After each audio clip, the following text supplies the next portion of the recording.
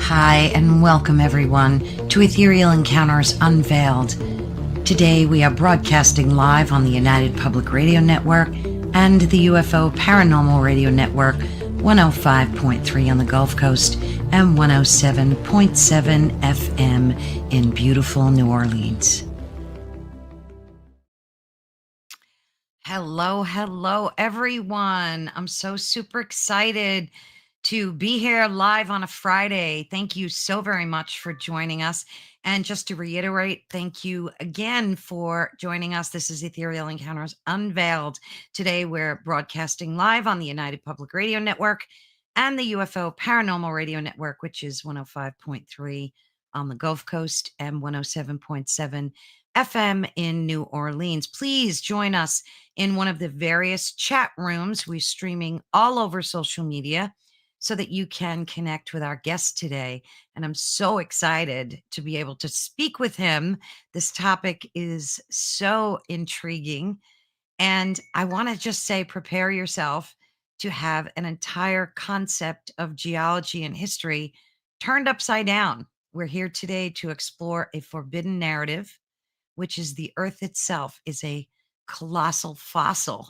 Isn't that great? Our guest today is an independent researcher, Mike Wilkerson. He pioneers in the field of biogeology, arguing that our mountains and canyons are not products of slow erosion, but the petrified remains of ancient, unimaginable, huge biosphere.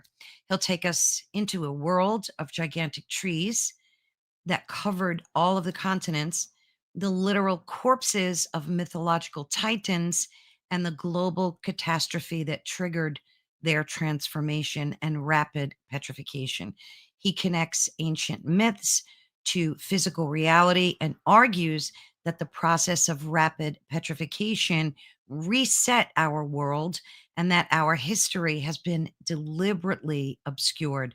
So, with that, let me welcome Michael. How are you? I'm doing great. Hi. Nice Hi. to meet you, Carolann, and thank you for the invite. Oh, I'm It thrilled was to a good have summary, you. and I like that colossal fossils. That's great. Yeah, that was cool, right? I'm a I like fan of rhyming. alliteration, so that works for me. Good. Yeah, I mean, I've seen a lot of your videos and I've just been kind of enthralled by the topic in and of itself. And I said, oh my gosh, I hope I can get him on the show. And thank you so much for being here. And hello to everyone. We're going to be saying hello. Hi, Carrie. How are you? Who's this? Hi, Annette. So good to have you. And who else do we have? Oh, I'm not going to pronounce that. New Jersey girl. Hi, how you doing? We're going to get people popping in.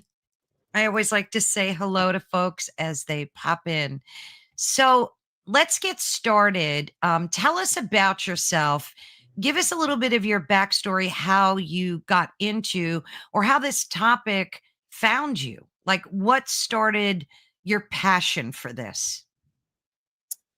Well, it goes back about 10 years. I mean, I've always been interested in questioning mainstream narratives on all sorts of levels, but about 10 years ago, a friend of mine got me questioning things like Earth shape. And initially, I thought it was an absurd idea, and I just dismissed it multiple times before I figured, okay, now I've got to go and debunk this ridiculous idea. And the more I got into it, looking at the moon landings and the evidence that was completely lacking for those, and just examining everything from the ISS to the claims that are made about space and all the things that have been done by the space agencies, I found most of that information to be completely lacking in any kind of substance. So it was that really that got me questioning things and coming to the conclusion that, well, if something as big as the Earth itself might not be what we were taught, then what else should be re-examined? And so I've come to the conclusion that all of the ologies in one way or another are compromised, and that the academic system itself is a system of control, and they're controlling our minds, they're controlling narratives, and so I've always been somebody who really likes to question things, and I'm not afraid to address the unquestionables, which are certain things like earth shape and others that you're not allowed to even ponder that, because the science was settled hundreds of years ago, and you have to be a complete idiot to even give that idea its day in the sun. And that's just not how my brain works. I like to look at the evidence and see what's there. So I moved to Europe in '97 as an exchange student. I studied in Italy, got a bachelor's degree, and then eventually moved to Sweden, where I lived another 10 years, and I studied to be a chiropractor, which is what I do now. I work on the Costa Blanca in Spain as a chiropractor. And so that, without having any idea that would be the case, really prepared me for what I'm doing now, because having studied a lot of anatomy and histology, which is the study of tissues, when I started to get onto the subject that maybe geology might not be exactly what we were taught, I started to recognize that there were a lot of seemingly anatomical features in stone that shouldn't be there. And so that's kind of how it all began for me. Fascinating. I mean, I've watched other YouTubers show a lot of evidence saying the same, and it's always fascinated me. And I agree with you wholeheartedly. Not to be a conspiracy theorist, but I am one, because I too disagree with so much of what we've been told, from space all the way to Earth to what's going on here. And I can't help but always ask why, like why, and then I go, well, it's about power and money. It's got to be about control, power, and money. Those have to be the reasons why. And it's okay if other people think we're crazy. That's fine. I mean, that's how I believe. Like, you can believe whatever you want, but the evidence you show is just mind blowing. Hmm. It Thank you. truly is.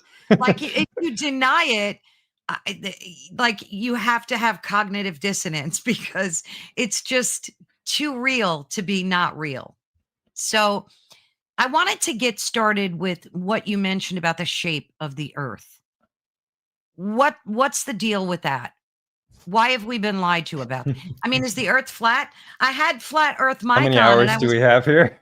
right, right.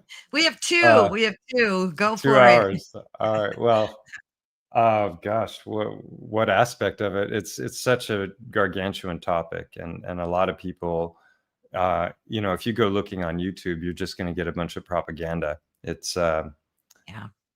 Tjenare. She's from Sweden, so yeah.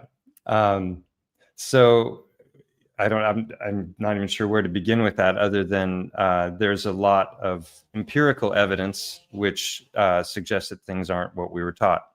We're Mhm. told that there's a certain size to the Earth, and there's a curvature to that size, and that's something that, if you know geometry, and you can calculate, and you can determine how much curvature there should be over a given distance. And Mhm. there are loads and loads of distance proofs that completely debunk the narratives we're told about size. Um, People seeing things that are hundreds of miles away, which should be categorically impossible, because at that distance, the drop should be so much Absolutely. that huge mountains should be below the horizon. Uh, Things like gas pressure existing without a barrier, that can't be replicated in a scientific experiment. It's something that we experience here because we live in a pressurized system. It can be measured with barometric pressure. And so we're told that we're on a ball that's spinning and floating in the infinite vacuum of space, and yet our atmosphere never gets sucked away. And their explanation for that is the magic of gravity, and that there's a gravitational gradient that gets weaker and weaker the further you get from the Earth. And then there's this magic Goldilocks zone where suddenly you're in the infinite vacuum of space. Yeah. And yet we're shooting rockets up, which should be disrupting that equilibrium. Just like if you were to poke a balloon from the inside out, with the Mhm. pin, the balloon is going to burst. You can't keep that gas pressure in without a barrier. It defies the laws of thermodynamics. So Yeah. things like this, come up. And then if you dig into it, you can't go to YouTube. You have to go to other places to find your information, like Yeah. BitChute or Rumble and censorship resistant platforms. Then Right. you can find all the blooper reels, all the mistakes that NASA has made throughout the Yeah. years, of which there are thousands and thousands. Harness fails, green screen glitches, bubbles in Mhm. space because they're practicing everything underwater. All kinds of different Hollywood trickery that's been used and thoroughly exposed by not just flat earthers, but moon landing deniers and just space skeptics in general. So, and then when you just start to look for really basic, simple evidence that what they're claiming is true, you find it wanting. There's like, why don't we have a 24-hour live stream from space of the Earth where you can match up the weather that you're experiencing where you are on Earth with what is being seen from above? Nothing like that exists. And they claim that they're doing that with the ISS. And what you have is a fisheye lens that is grossly over exaggerating the curvature of the Earth. It couldn't possibly be that much curvature from 250 miles away, which is what they claim the ISS is floating around at. And it just magically floats in this bendy, space time thing where it's just falling perpetually around the Earth for decades without ever degrading and crashing into the Earth. And so it's just, I mean, that's kind of a short summary of Oh, that was there's there's excellent. a there's a lot of Oh, problems with the globe model. I don't identify as a flat earther. I identify as a globe skeptic.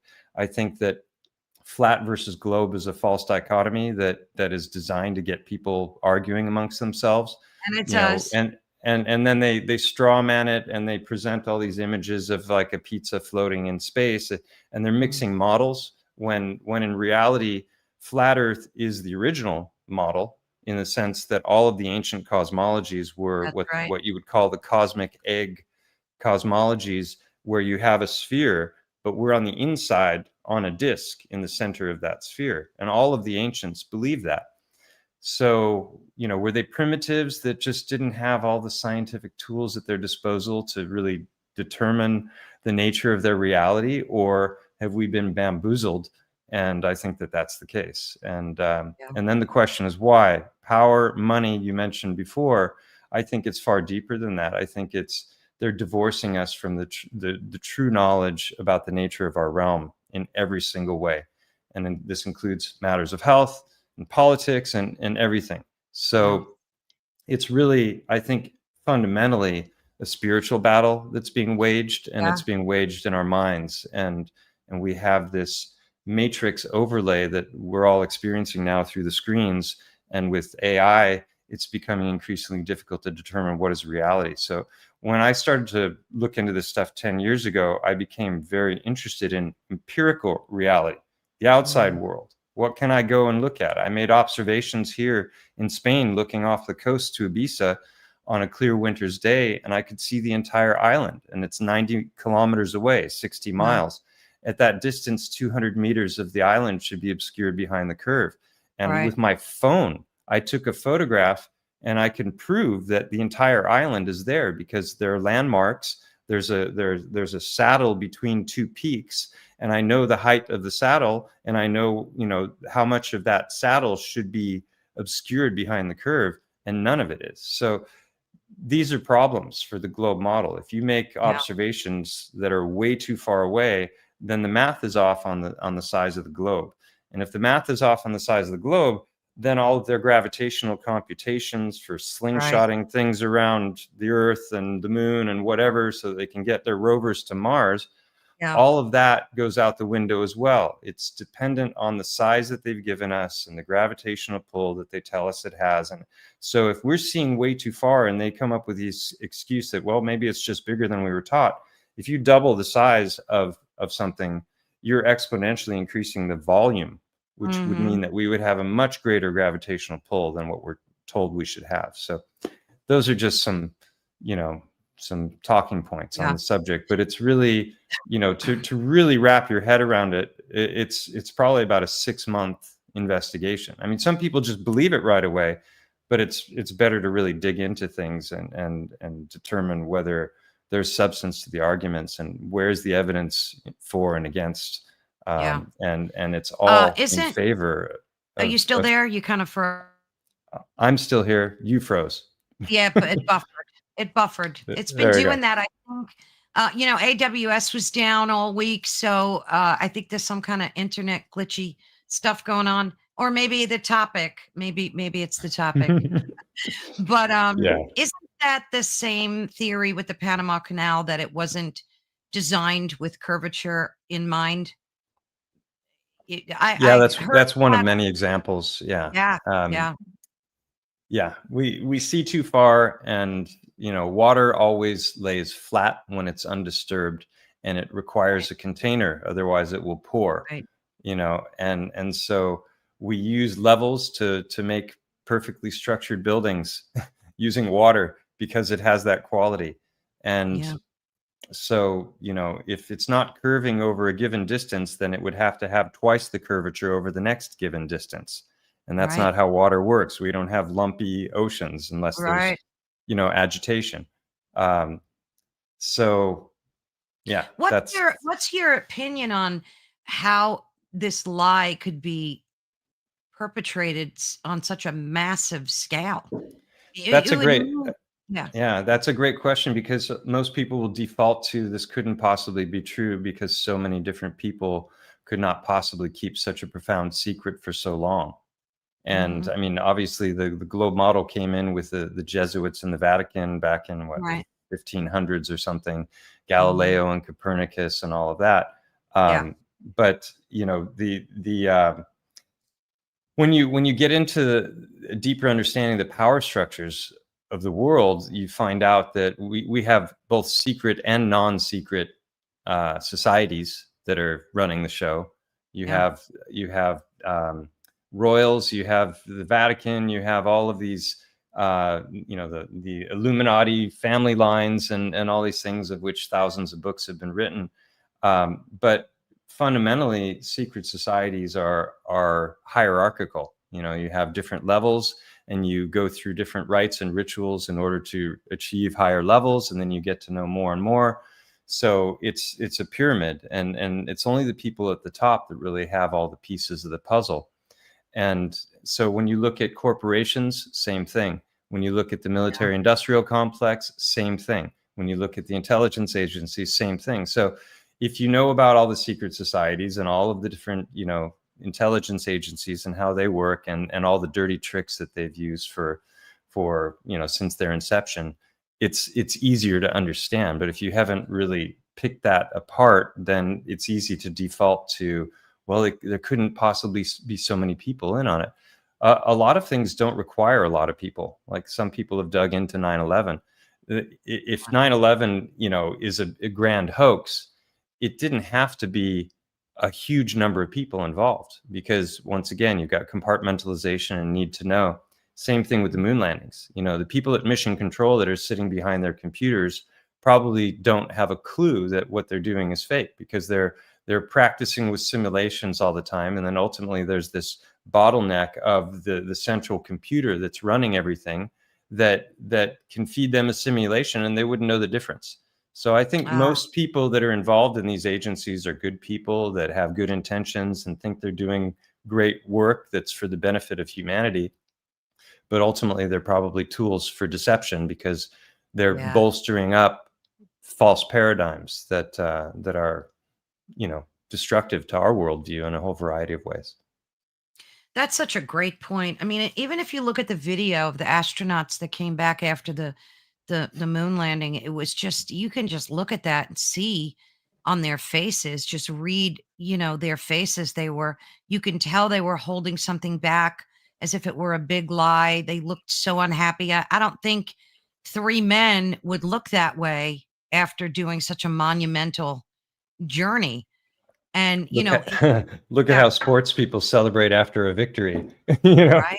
It's like Exactly. they look like they're at their own funerals, and I highly recommend people watch that Oh, because yeah. and then there's a funny thing happened on the way to the moon, Yep. and Astronauts Gone Wild by Bart Sibrel. There are He's literally great. thousands and thousands of videos dissecting the lies and trickery of not just NASA but SpaceX and all of the spacefaring nations. And that gets into another important point of the power structures is when you start to dig into this stuff, it reveals as well that there's a collusion of all of the spacefaring nations are in collusion for the space fakery. But these are countries that are supposedly at odds geopolitically with each other. Like, why would they all like agree Exactly. to Unify on that. keep that a secret? And why Yep. wouldn't someone expose someone else? And the same goes Exactly. for the Antarctic Treaty. You've got this thing that's going back to, I don't know, the 40s or the 50s, that it's one of the only treaties that's never been broken, and all of these countries that are at odds are in agreement that we shouldn't go down and disturb the ice or the penguins. It's like, maybe there's something that they're hiding down there, and there's a Yeah. reason that it's so hard for the average person to get there. I always said if I get a tattoo, it's gonna be, "They think we're stupid." That's gonna be my tattoo. Because I really believe that they think we're stupid. And I think that's why you're hearing so much about the Great Awakening too. We're supposedly having and I remember in the 90s and the 80s, there was this Great Awakening back then too. And then it kind of quells down. But now it seems to be because of the internet, obviously, that a lot of people are kind of waking up to this nonsense and they're seeing a lot of the lies. It seems like they feed us one truth followed by a lie. That seems to be like the catch. They give us a little bit of truth and then it's followed by a pack of lies. So, A lot of events have multiple lies built into them so that mhm, people are squabbling amongst themselves about what the truth of the event was. um, so yeah, discernment is a tough thing, but I think in yeah. general, if people operate from the assumption that they're lying to us almost all the time, and that becomes their default, they're going to be right most of the time, and Mm, that's a lot better than believing the lies. yeah. I've said Yeah. many times that during 2020, being a conspiracy theorist or a truther and exercising discernment became a matter of life and death, quite Yeah. literally. Oh, So, yeah. they've mocked the conspiracy theorists for years, but chemtrails proven true in courts and congressional testimony, Absolutely. and fluoride in the water now being removed from multiple states, Yeah. like mercury toxicity. It just goes on and on. And especially when you look into the medical world, it's like every drug that was ever deemed to be safe and effective, that was ever pulled from the market was once deemed to be safe and effective. And you know it's really, we're in the apocalypse now, and I don't mean that in a biblical sense, but the real wording of the real meaning of the word apocalypse is the unveiling. Right. And there's so much that's being unveiled right now, and it's a wonderful time.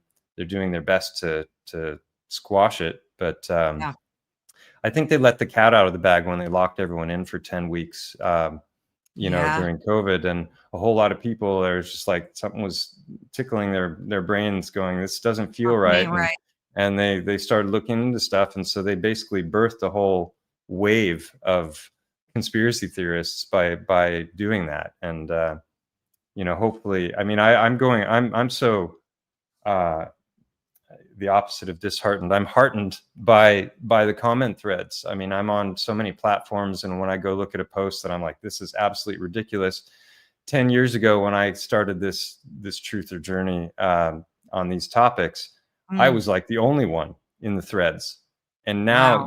you struggle on many of these comments to find a single comment that's in support of whatever the narrative is. They're like thousands. I posted something the other day that was, they were talking about masks and another round and the latest booster and all that, and literally it was like 11,000 laughing faces versus Wow. 250 likes. I'm like, yes. Yeah, that's we're, great. you know that's happening more and more, all over X and these other platforms. It's just like people are They are. They are. they're not buying the bullshit And I'll anymore. tell you something, I'm not even going to give my dog the next round of rabies because I saw a whole video, read an article to make sure it was real that they're using mRNA technology in the poor dog's rabies shots, and a lot of them are dropping dead and getting really sick from it. So that's not going to happen either for my poor dog. Like it's Yeah. disgusting.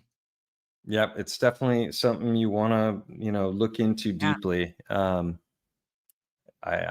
amazed that there are people that still haven't, and they're just believing whatever the black mirror in their living room is telling them. true. But it's kind of sad, and I call myself an apocalyptimist, like Mark Atwood, I like that because one. yeah, it's great because it's very telling. Like I don't think it's the end by any means, not now anyway, but I think they're going to get us regardless because they infected our food, our air, the water. So, they want to put vaccines into lettuce.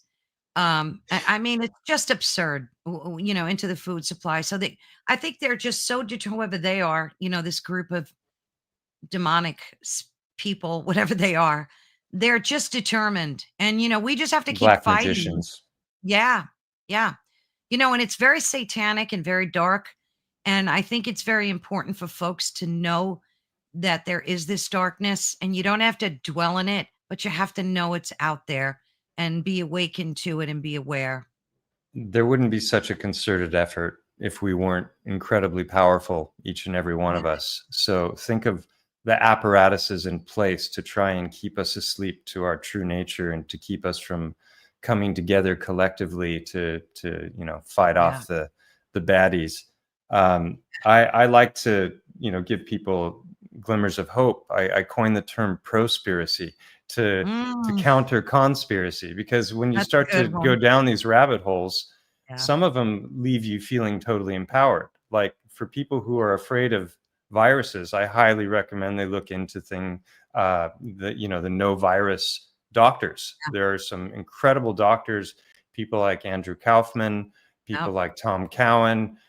He's not a doctor, but Alex Zech's work is incredible. I can recommend the work of Mark Gober, who's written 7 books they're called the Upside Down series, an end to the upside down cosmology, an end to upside down medicine, an end to the upside down reset. He's a legend. And so Mm, when you start to dig into this, you start to realize that they've actually never isolated any virus properly using the scientific method. Koch's postulates have never been fulfilled. So they haven't actually even proven the existence of the pathogen. In my opinion, they delivered poison as cure for a pathogen never proven to exist, proven by a faulty test, and that's what happened, in my opinion. And yeah. And so that's why I like that's a Telegram. and that and Telegram. Yeah. that's a prospiracy, in the sense that once you've really Yeah. gone into that and you really understand what's being said, you're no longer afraid of that. I mean, yeah, you could be Right. afraid of toxic jabs, but you're not going to be afraid of, like, someone sneezed near me yesterday and I might come down with something. Like, it's a deep, profound subject. Nuclear power is another one. You could go down that rabbit hole, and suddenly you're not worried about that anymore. It doesn't mean there aren't big bombs. Clearly there are. Mhm. Asteroid strikes, if you get into the earth shape thing, you're not worried about, NASA's every week, oh, we're tracking another one. And that's the whole justification for why we Yeah. need the space programs, because we have to get off this rock, otherwise we're going to get destroyed like the dinosaurs did. Right. That's another one, dinosaurs. It's just like, it's one thing after another. When you start to look into them, Yeah. it just doesn't hold water. Yeah, it's really sad, and that's one of the reasons I like Telegram because I follow like Dr. Lee. What's her name? She's so good. She came up with a no theory virus thing that there's really no. What's on Lee Merritt? You ever heard of her? She's Mm-mm. really good, and she also is working. She's been a doctor her whole life, orthopedic surgeon, worked in the army, and she came up with also proof that the virus is fake news. I mean, these Mm. are our opinions, and I think we're allowed to have them. And I'm not afraid to talk about this stuff. Like people go, "Oh, they're going to shut your channel down." Let them. It's funny because those two words have been really prevalent this year. Just let them do what they do because we're going to keep doing what we do, right? Yeah, well, the censorship of the doctors. I mean, this isn't how the scientific method works. You should be able to debate theories Yes. and like, okay, bring the evidence in favor of what your claims Right. are. And none of that happened. They just it was a unilateral shutdown of any dissenting voices through COVID, and that should clue people in to the fact that it was just one narrative, and Yeah, they should understand that this was a very, very systematic, widespread operation it was. that people need to wake up Yeah, and it and still quick. is. It Mm, still is. I mean, the UN and the WHO just approved mRNA technology. I'm like, why are they still harping on this after all the proof mm. that's coming out? I mean, and Trump we just love to got a ask why, booster. right? Right. Bragging about his latest one, Mr. I Operation know. Warp Speed. All the lockdowns happened under him. The MAGA people need to wake up too because they are We all so do. bamboozled by him. He's a wolf in sheep's clothing, big I time, don't in my know. I opinion. When I saw his health report last week or the week before, and it said he was given both his flu shot and COVID, I just couldn't. I was just stunned by that. I don't know. I don't Follow know. the money. Yeah, exactly, exactly. But I wanted to Yeah. also talk to you about two things that I think kind of go with this theme. Before we get into your awesome slides, you have some ready for us too to show, right? Oh, Like you sure. did. I can do. Yeah, when we I can do multi-hour presentations, but Oh, I it's good to have know. some dialogue as well. Otherwise, it's just me going No, through slides. So absolutely. But I yeah. wanted to ask you about the firmament and all right, we could and then the mud floods because I think this kind of all connects to like Tartarian uh empire Without a and doubt. all that great Yeah. stuff. So maybe you can take it whichever direction you Yeah. want to go. But Well, we can start with that because that's kind of where it begins. Let me yeah, share screen here, and entire screen, second one with there's audio. so many great comments too. We're going to have to get to them later when you're done because people are just buzzing away with so much great stuff and I don't want to miss it. So folks, I love the fact that you're all in here. Thanks to Mike too. And I thank you all for your incredible comments. I'm trying to read them as you're doing your thing. Now, I Maybe we could think pop when I this one up. share audio on my screen, it might make an echo if you're talking. All right, I'll So, I'll be quiet.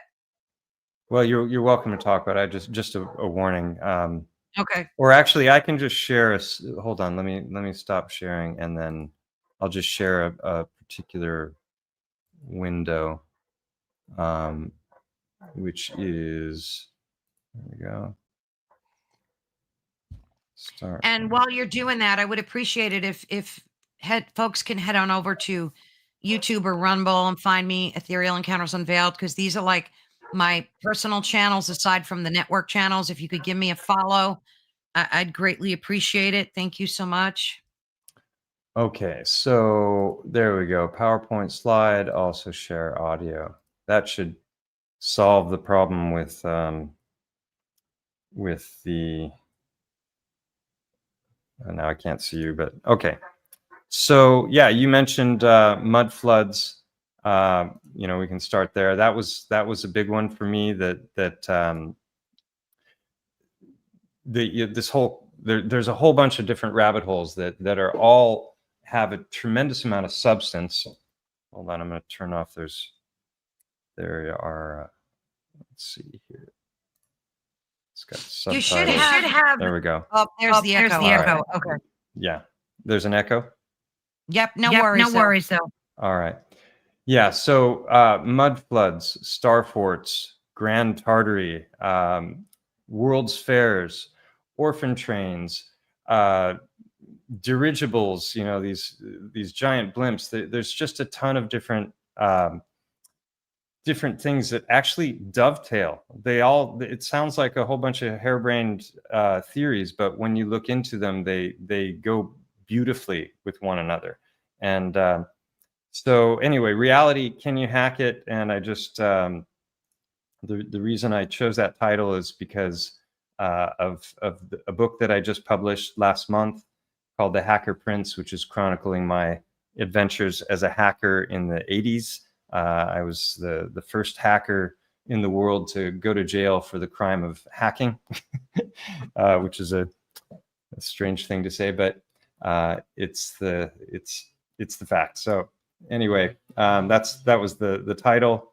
These are the things we were talking about before, the unquestionables, and just the idea that space is not what we were taught, and you really should look into it if you haven't.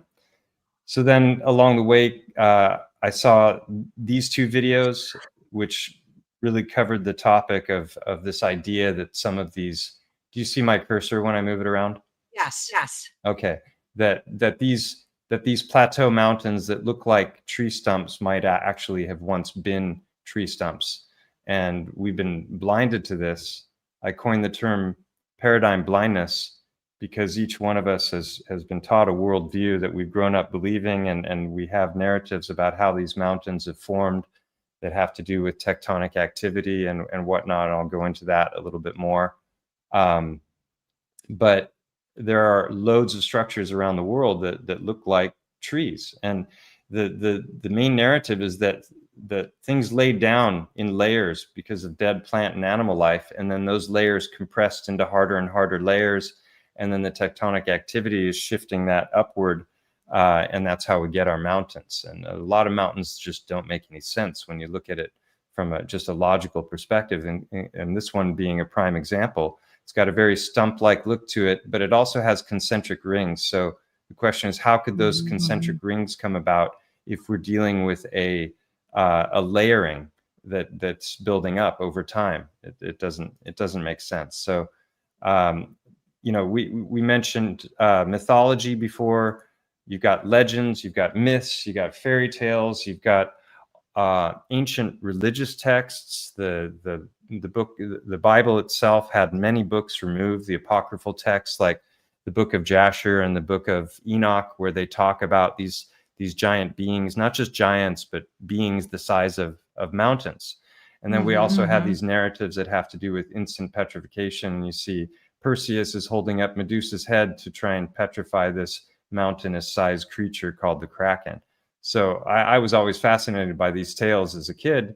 Paul Bunyan, the giant lumberjack, but I never dreamed for a moment that they might actually be real things. And then a lot of people are sharing photographs like this, and they're claiming that this is unequivocal evidence that these beings once existed and they turned to stone. And I think some of the sites are very compelling and worthy of further investigation, but there never is any follow-up investigation with these sites. It's always just a single picture from a single angle, where they're not really taking into account the fact that foliage might be playing a role, or the shadows and how they're falling at the time of day and that sort of thing.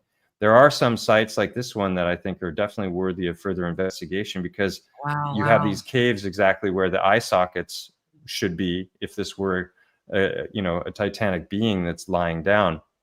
But a lot of people are seeing faces and landscapes and just assuming that because they see the face that it must have been a Titan, and it might look totally different from other directions. So I caution people to jump too hastily to conclusions and to actually do some investigation.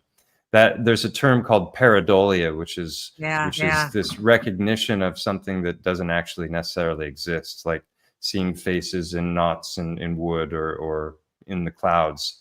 And but then you have sites like this, which I found very compelling. And this is kind of how my whole research began, because there's a mountain here in Spain that looks just like an elephant, and it's right in this town that I live in. So I watched this video by Jay Dreamers where he was synthesizing a lot of these different ideas, and he showed these pictures. This is an island in Maui. or not Maui, but in Hawaii. I think it's off the coast of Maui. This is a place in Iceland.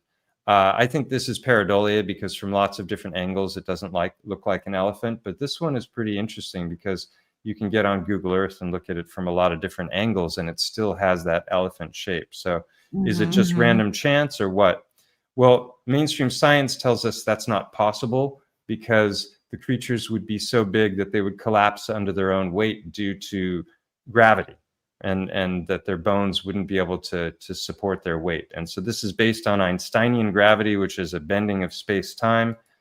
And we talked about this before, which is that as you scale volume up, or as you scale diameter up, the volume increases exponentially. So that's why they're saying that these creatures would have just collapsed under their own weight. And but if gravity isn't what we were taught, I mean, things obviously go down. The question is why, and do we need to attribute it to this unproven theory of Einstein, or is there some other more plausible explanation? There's no time to go into that, but so all of these things are interesting. They do dovetail, like I was saying, and I think that we really need to keep an open mind and understand that it's not one or the other. A lot of people are like, all of the mountains in the world were once giant trees, or all of this was that. And as soon as you use the word all, it really creates problems, because I think there's lots of different scenarios that we're looking at. So I think that this kind of investigation is really, it's a way of exiting the rabbit hole, because you're willing to look at things that we're taught are absurd and to give them their day in the sun. So I'm just kind of going through these in order, but is there specific things that you would like me to touch on? Because I've got so many slides here, there's not enough time to even begin to cover them. I can just bounce around if you like, or if there's something specific you'd like me to cover. Yeah, we're good on time. I thought maybe we should start with the mud floods area. Yeah, So there is so much evidence that our entire history has been rewritten, and that there was once a worldwide realm that people refer to as Tartaria. But that's just for lack of a better term. We don't know what they called themselves, but the traces of it are found all over the world. This building here, for example, was in, let's see, I want to say St. Louis, I believe. That was the St. Louis World's Fair. And they tell this was made of wood and plaster of Paris, and that they built it in like a year, and then they burned it down 6 months after the World's Fair. These kind of narratives repeat themselves all over the realm, as do great floods and the burying of buildings. And there's lots of photographic examples of them excavating away from the buildings, and then they're seeing facades like 2 and 3 and 4 floors below the ground level.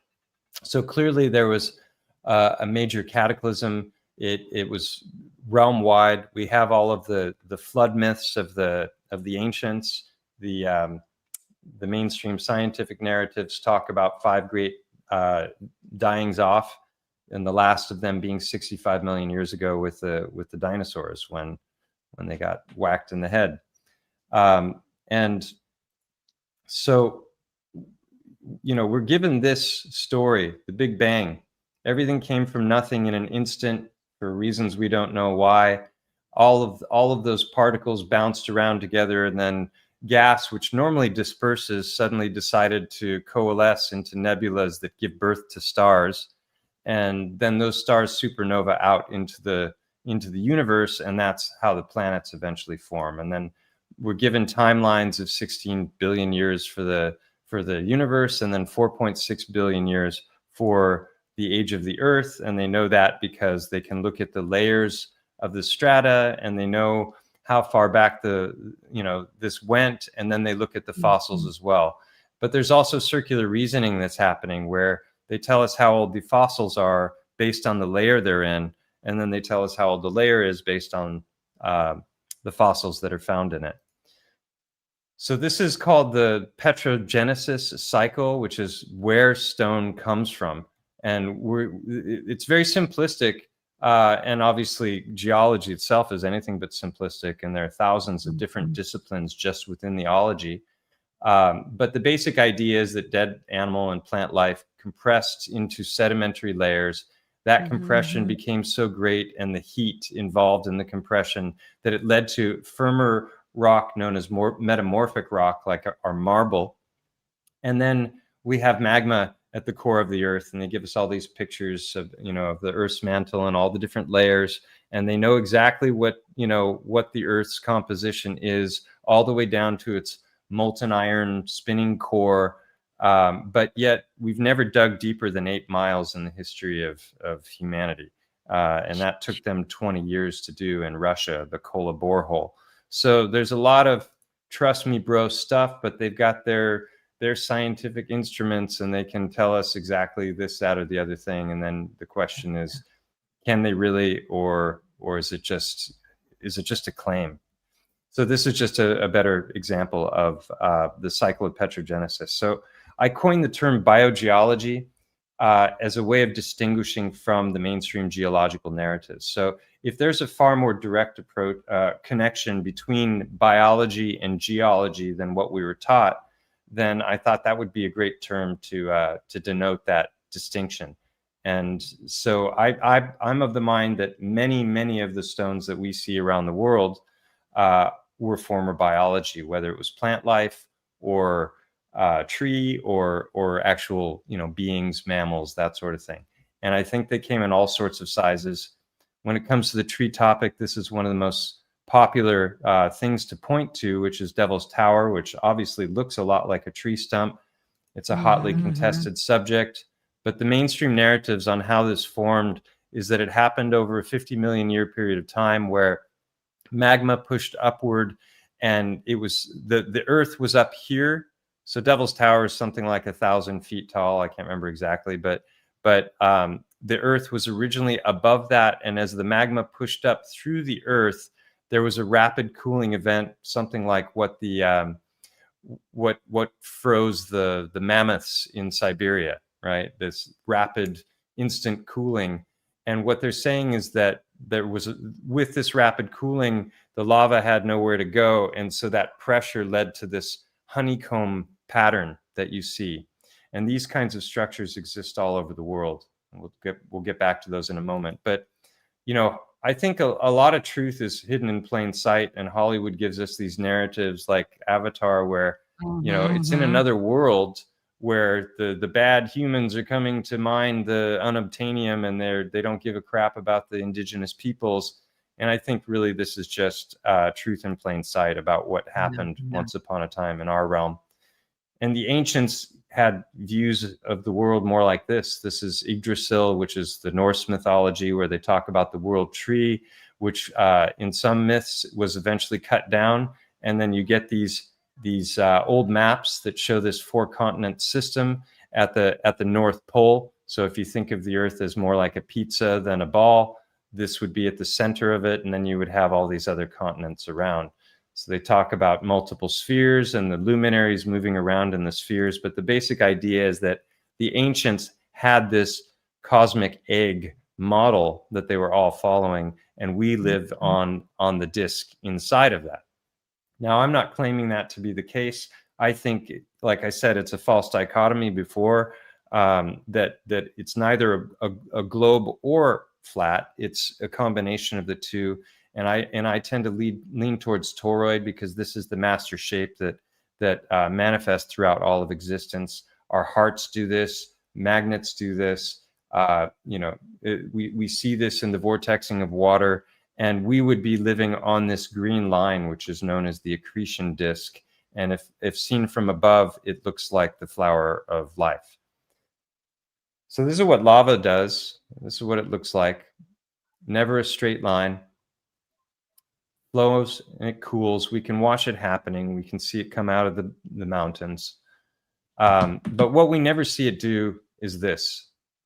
But the claim is that this came from that. And I really challenge the notion just based on these pictures alone, because here you have that honeycomb pattern, but then you have a larger honeycomb pattern. This is exactly how the fibers of plants and different things grow. Also, our fascia, the muscle fibers in our body, it does this sort of thing. So this has a very biological look to me. And even if you bought the narrative, how can you explain this slope here? Like it's going to come up and cool rapidly, and then it's, they'd probably tell you it was carved by a glacier or something, but then why wasn't that?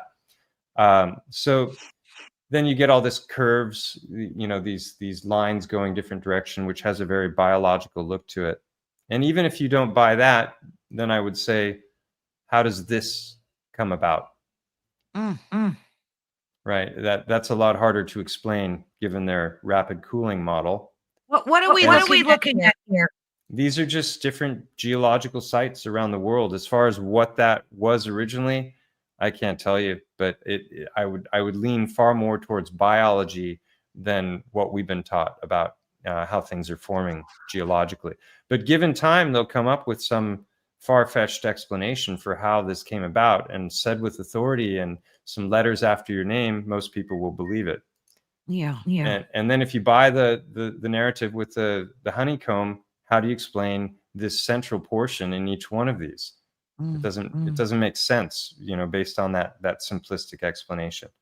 And then we get into these kinds of structures, which are far more complex and harder to explain, given those simple petrogenesis models that I mentioned before. So this has a very biological look to it. Almost looks like flesh, muscle, or something. These look like almost cellular structures. I'll show a video of that site in a moment. And then you have all kinds of anomalous geological finds. This one being one of the weirdest that I've seen. You can see all the micro layering in this rock that continues up and then permeates this very biological looking structure. So how the heck does that come about with dead animal and plant life just laying down over millions of years of time? It makes zero sense. And so when it comes to biogeology, I think that some things are self-evident, and they actually are what they appear to be, but we've been blinded by the paradigm we've been given, so we don't see it, and so we just trust the experts on these things. But if you look at that site, can I ask you a quick question? Is that where red Himalayan comes from? Well, there's salt mines found all over the world, and I'll show pictures of those in a little bit later on. Okay. But yeah, no, I don't think that particular site would be where they would get it from. But you'll see the salt mines later on. But I'm saying like that red almost like blood. Is that really where they manifest this from, or is that just like? Yeah, there's a lot of questions about what are these salt mountains and salt mines. And I'll show images. I believe they were former tree. A lot of people think that there were Titan muscle. But I think the evidence in favor of tree is very compelling, and I'll show that. So this is the layering thing, and it's like, okay, all these different layers, that makes sense, but the narrative falls apart when you find out that this structure seen in this photograph was formed in about 3 to 6 hours when Mount St. Helens erupted. So let me know if you can hear the audio here. As the grains were being propelled over the surface in a slurry, the particles separated coarse and fine into thin layers. I had thought that a catastrophe would mix up all the particles and make a homogenized deposit. Boy, was I wrong. Right here, a pyroclastic flow moving at freeway speed or higher can separate particles into coarse and fine. So layering doesn't require millions of years, thousands of years, or even hundreds of years. It can form rapidly in this slurry flow process. So Mount St. Helens tells us something really interesting about how rapidly strata can form. There's even micro-thin lamination in this deposit. It's remarkable.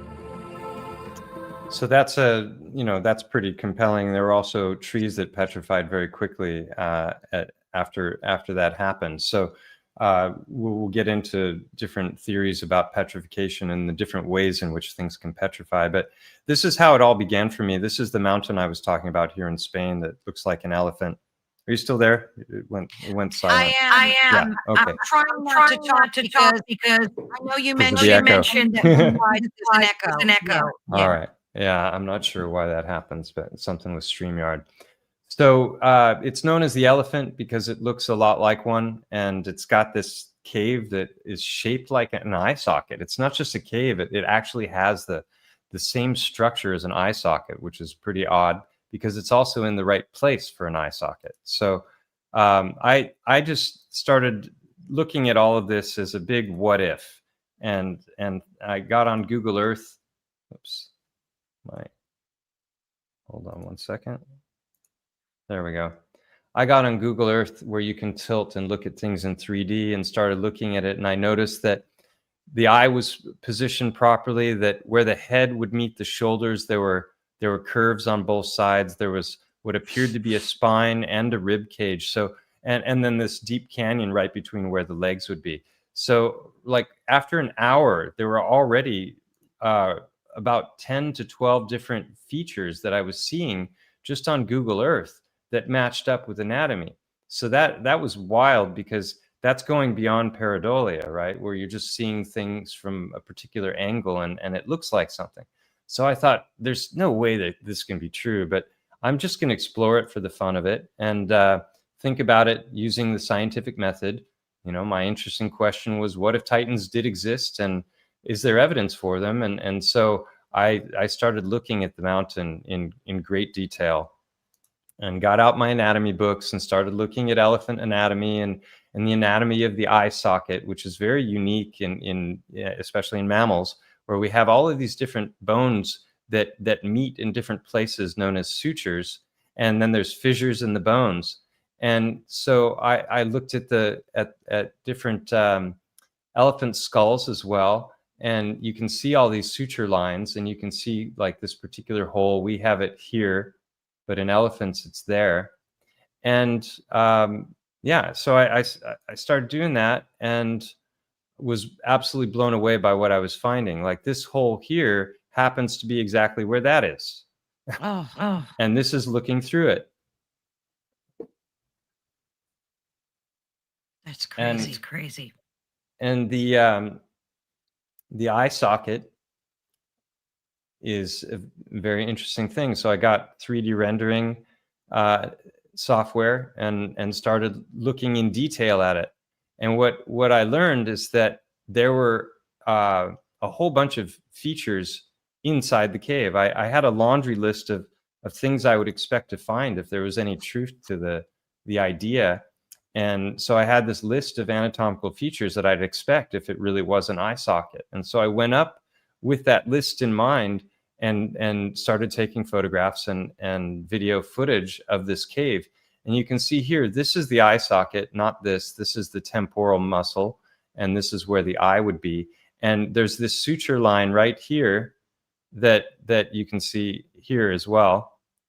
And in that exact portion of the cave is this structure that even follows the same jogging line. And you can see this isn't a crack in the cave wall. It's literally overlapping stone. So, I mean, what are the odds? That's highly, highly specific. This is the optic fissure where the optic nerve goes inside the eye of the elephant. And this, in that exact portion of the cave, is this structure going down. So that's just two, right? And then this structure here that sticks up and it looks like a wave about to crash, that structure I hypothesized early on was the remains of the eyeball. It's in the exact correct place. And there were more features that exhibited that I didn't find out about until later, which I'll mention. So after one visit to the eye and, you know, some time on Google Earth, I already had about 20 anatomical features that were matching up, and they were in the right places, and some of them were highly specific. So I'm just like, okay, how is this possible? And then I hypothesized that there might be an ear canal, because there's this structure exactly where an ear would have been that you could see on Google Earth. I'll show a video clip of that in a moment. And what I didn't have any idea about was that there's actually a cave right where that arrow is pointing. And that cave had been excavated by a team of archaeologists and paleontologists, because they went in, there were skeletons, there were cave paintings. They went in and they did 3D mapping. They did 3D fly-through photography.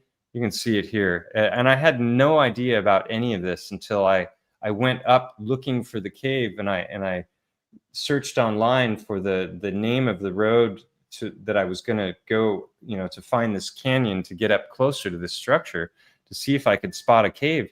And as I did that, I discovered this work that they had done.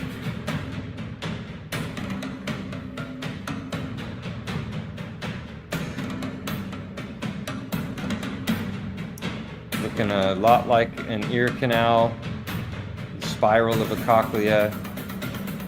There's cave paintings that show deluge and animals falling from the sky and four-legged creatures with horns.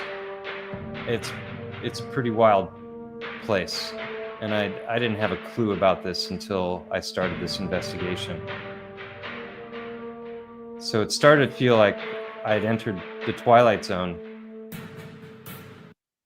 And that got me looking at the overall structure of the mountain itself and what it's made of, which I'll get to in a second. But some friends of mine, I took up there and I told them about my theories, and I thought that this might be the remains of the eyeball. And I had never noticed before in all of my trips up there, but one of them noticed that this layer here, which is the back side of that structure, was actually covered in a 10-inch thick layer of quartz. And so this was in alignment with theories that I already had about petrification, that anything that was originally fat would petrify to varying types of quartz, depending on the original composition of the tissue, and also how the petrification came about. So this structure, the whole back side of it is one big thick layer of quartz, which lined up perfectly with my theories about petrification, because the whole sclera of the backside of the eye and this chunky portion where the nerve is all just fat. Mm-hmm. And so it's just another one. There's over 50 anatomical correlations with this mountain that I've documented. And all of them I've documented on site with photographs and video, and I'm comparing it to anatomy so people can decide for themselves whether they think this is a harebrained idea or there's something to it. I'll show the list in a moment. But along the way, after I made 4 videos on the subject, the first about just an overview, the second about the eye, the third about the ear, and the fourth about the tissues of the mountain itself, I was in a live stream and I had made this discovery where Google Earth had been edited so that the eye and the ear were no longer shown. And I had all of the pre-footage because I was using Google Earth as a drone, because you're not allowed to fly drones because this mountain and the plateaus around it are a national park. So I had this before footage, and then this is the after footage.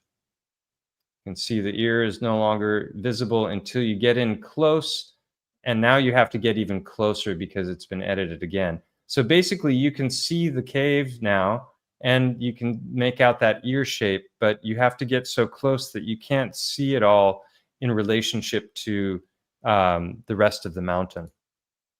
Is there anything you'd like to ask before I continue? Oh, I only have about 1,000 questions. How much longer can we go? Oh, we're good until 5. I don't even know what time it is there. So just tell me how much is left. 4:03. You have an hour. Okay. A little under an hour. All right, great. So limestone is an interesting subject matter. That's what this mountain is made of. And they're telling us that it's composed mainly of skeletal fragments of marine organisms, such as coral, forum, mollusks, endo and exoskeleton as well. And all of that has been compressed for millions of years. And that's where we get these layers of limestone from. And I started thinking about it. I was like, wow, they're literally telling us that limestone is made of bone. And I'm like, isn't that interesting? Because this mountain is also made of limestone. And so I started looking at the composition of bone. And there's 2 primary kinds of bone.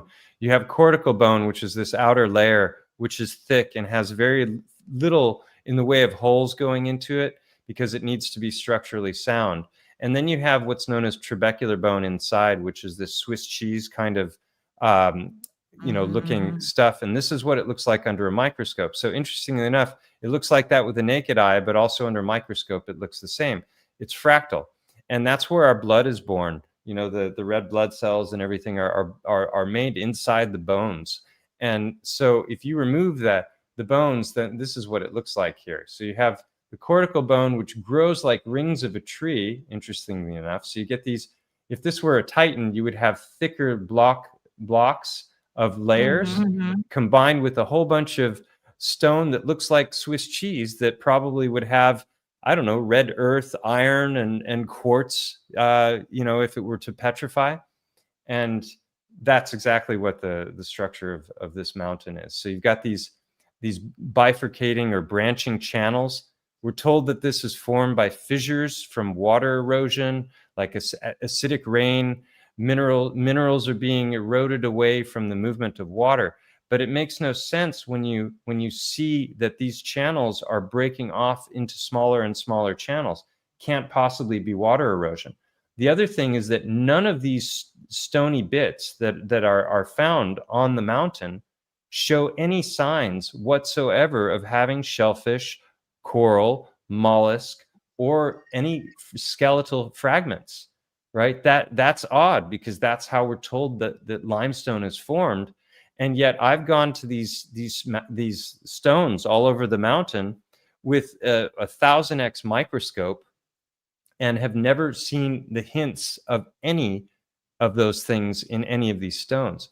And so how does something like this form through water erosion? I reject the notion.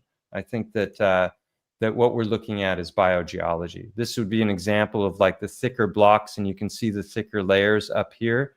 And here's an example of a chunk that's broken away, and you can see a little channel, and out of this channel has poured this red earth. The entire mountain, where it isn't limestone, is bright red earth.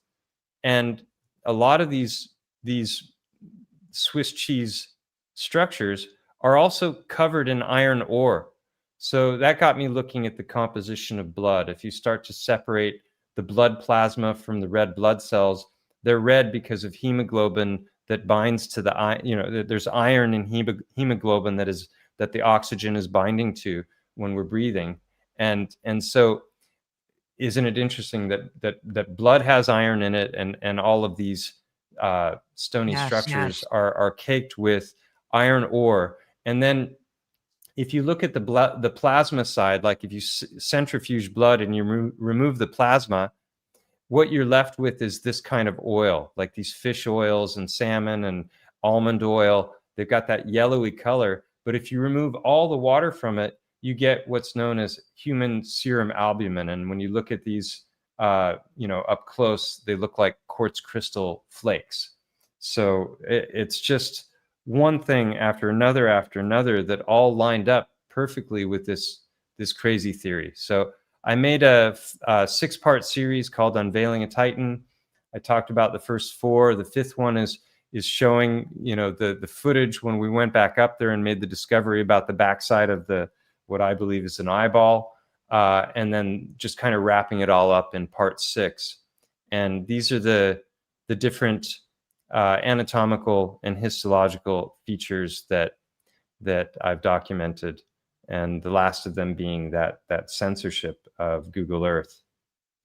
So very methodical in my approach, microscopy, aerial footage on site. I've spelunked multiple caves and filmed inside of them. And so these are, you know, this is the opposite of the problems that I've had with this kind of quote unquote research, is that nobody's doing this. And I would, you know, I welcome it. I would love to see some other investigation of other remarkable sites around the world, but it's not happening yet. So as compelling as all that might be to some of you, I have to say that there are 2 other areas of research that I've found even more compelling when it comes to the evidence in favor of them. It started with this stone, which I found in a river bottom, I don't know, going back maybe 6 years now.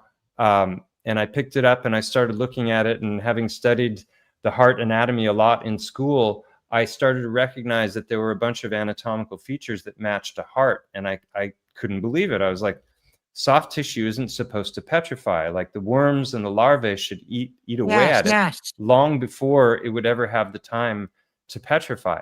And I didn't understand how it could be, but I was looking at this and I'm like, This is the aorta and the vena cava exactly where they should be. This is the coronary artery opening. And then there's this indentation in the hearts. You'll see it in fleshy hearts in a moment, called the coronary sulcus, where the coronary artery, the widowmaker artery that causes heart attack, goes. And then between the left atrium and the left ventricle, there's typically this fatty area. So like the whole outer portion of this is white, except where it's worn and broken away, where it looks blood red. And if you get it wet, it looks like you're looking at meat. This is known as the isthmus, which is the pulmonary arteries. And you can even see the remains, I believe, of the papillary muscles here. But this is what the isthmus looks like. So already looking in the river bottom, there was at least 10 anatomical features that were specific and in the right place. So that caused me to bring the rock home and start to document it. And I got an endoscopic camera, looked at it with microscopy. I eventually had some of these stones because I found many of them. This is what the fleshy hearts look like. And you can see that fatty area that I was talking about. And this is where that coronary sulcus is. And then above and behind this is where the aorta and the vena cava would open up. So we're looking at the backside here. And there are also these lines that are known as suture lines, which are very specific, which I discovered later. And I'll get to how that happened in a moment. But once again, I was thinking of, okay, let's apply the scientific method here. If this is a real thing, and I found one, I should be able to find more. So I started going out looking for this particular pattern in the stones. And initially, I found a lot that weren't so highly specific, but were matching the same shape. And then eventually, my ability to spot them became more and more refined. And I started to recognize that there's a very repeatable, scalable pattern in the stones that shouldn't be there based on what we're told about how these formed. And what we're told is that these were clumps of clay that hardened from pressure. And that can't explain this specificity. We're told that these were part of larger structures that broke off and then eroded around in river bottoms. But if that's the case, then why would there be such a high degree of specificity that matches heart anatomy?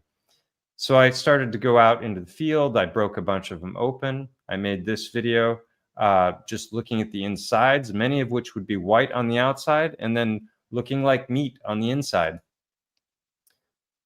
Had them CAT scanned, went in with endoscopic cameras looking at the chambers, and you can see this is what the inside of heart muscle looks like. It's not smooth like you might think. It's very bumpy.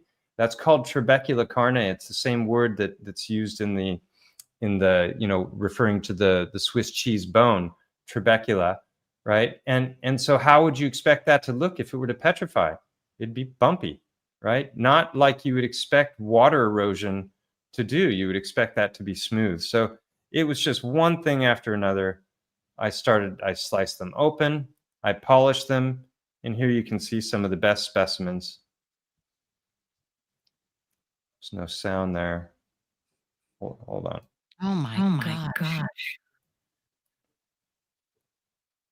Set them, so I'm not the best of preppers. Anyway, this is a new one. So you'll have indentations on the top. And you can There's see the sulcus lines where the folds of the heart meet. This is also a new one. They taper in on the sides. Out at sunset. Because of the contraction of the heart muscle on death, rigor mortis. Got about a half a dozen of them. But this one, look at this. These are twin flames here. This one is new. Sulcus line, indentation, tapered. Another sulcus line. Same exact rock.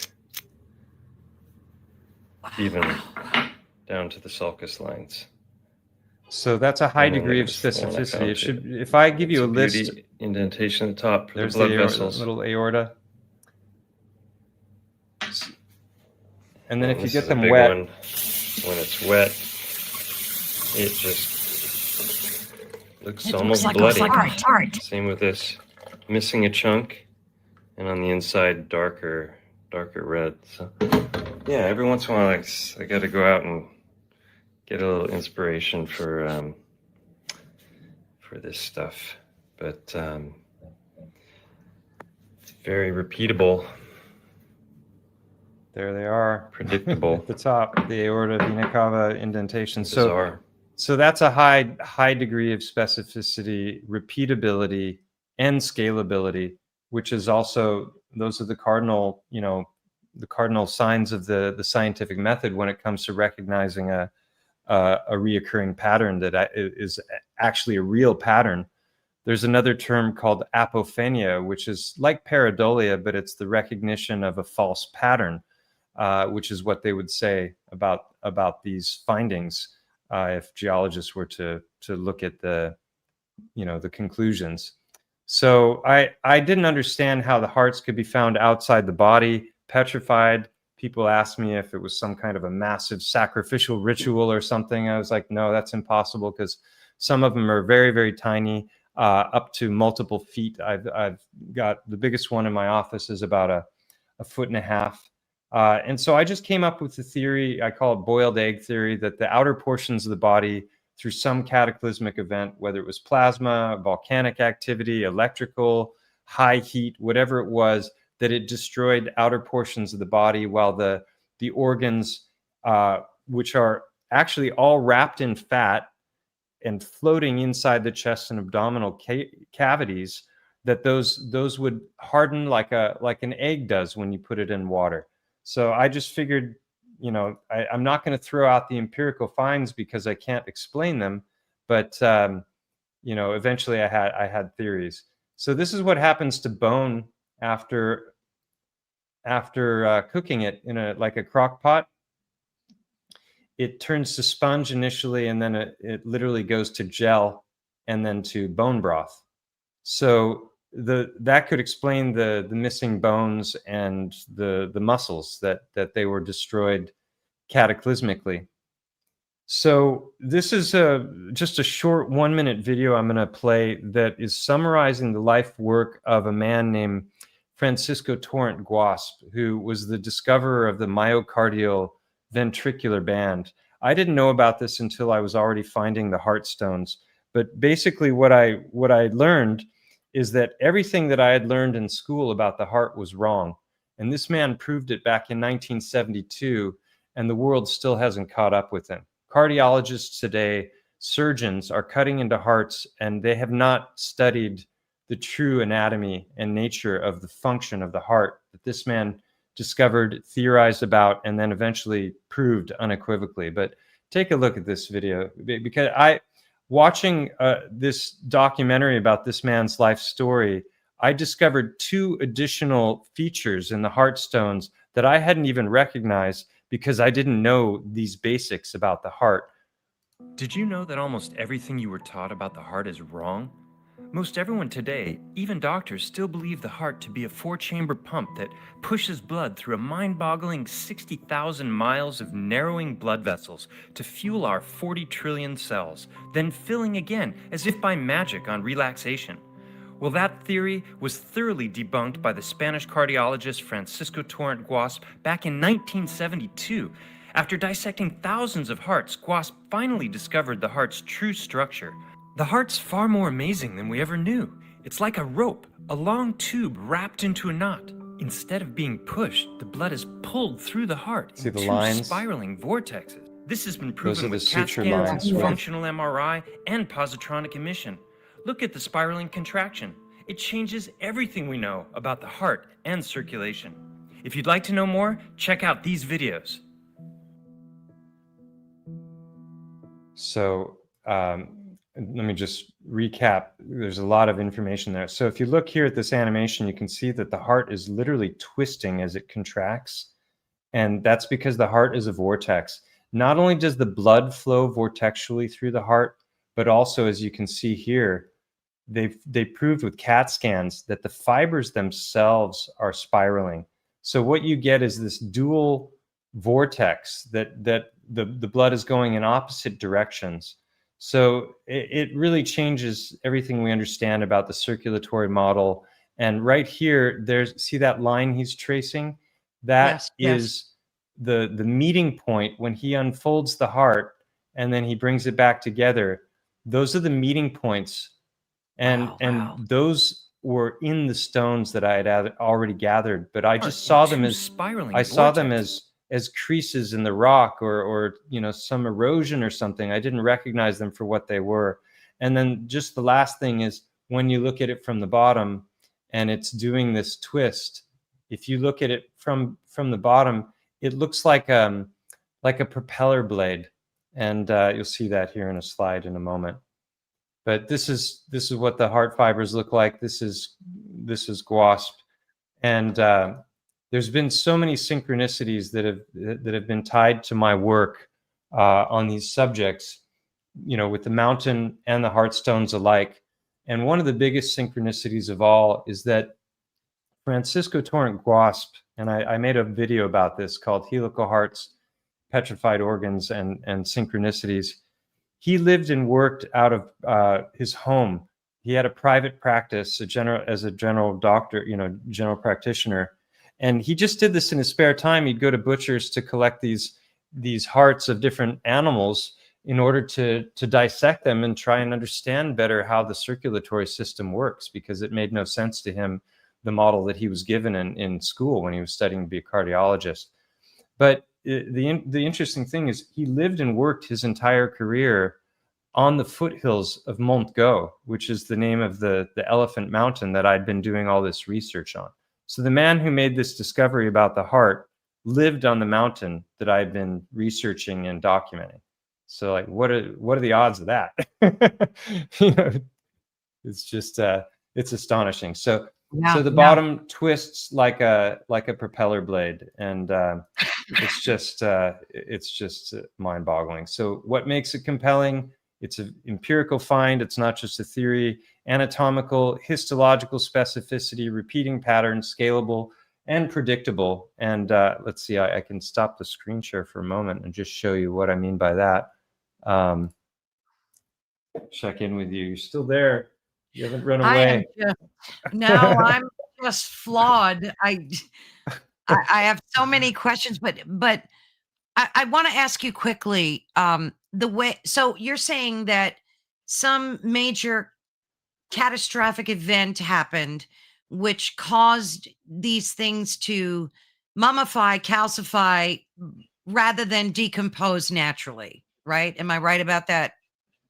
Oh, no more echo. Wonderful. Oh, that's because I'm not screen sharing. Duh. Right. Okay.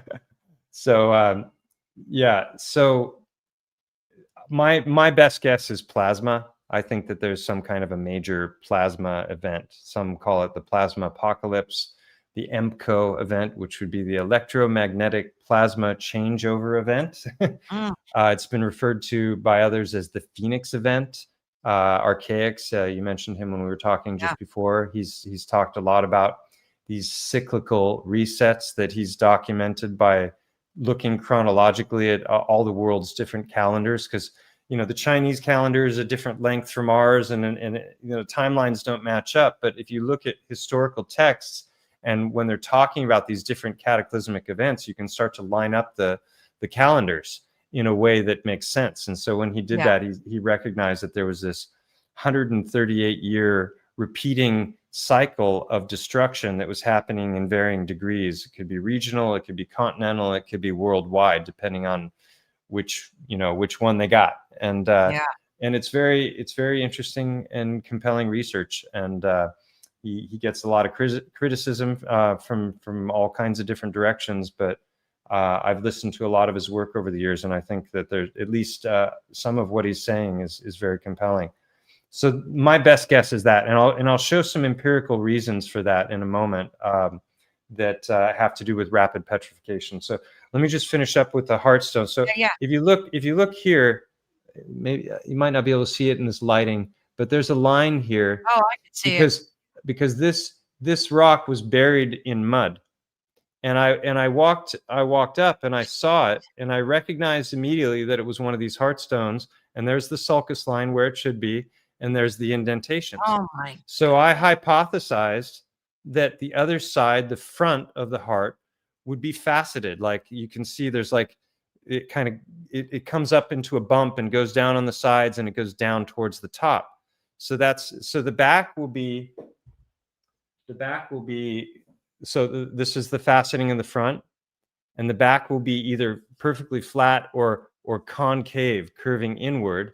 You get a tapering in on the sides, and then there'll be that twist at the bottom. And then at the top, there will be, in most cases, not with this one, there will be that indentation. This is the one that was shown in the video.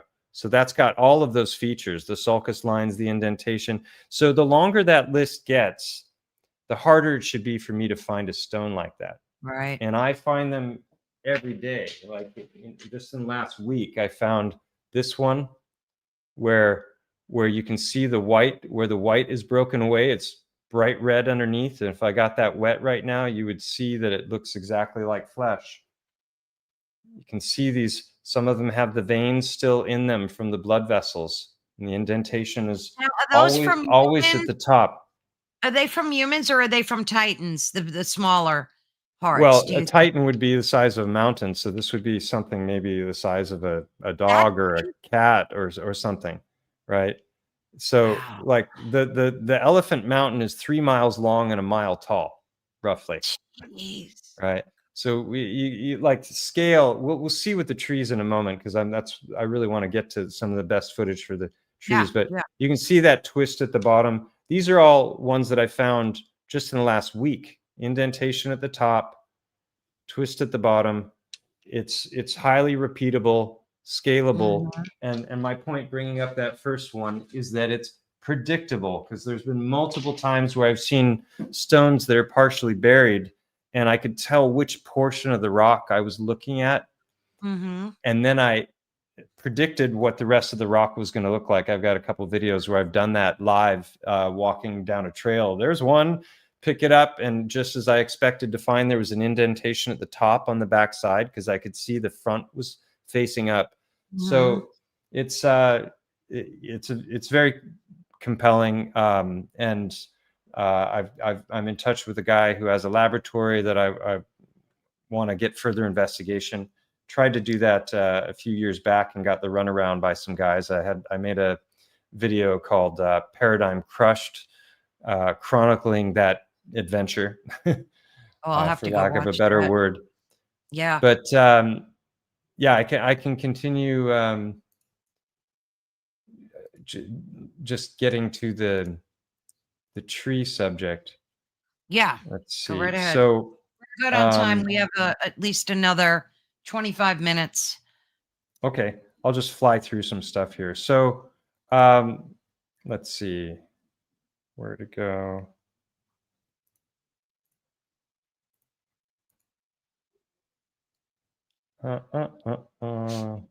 You could have been, Carrie. I mean, we all could have been, right? Giants. How big were these Titans, Mike?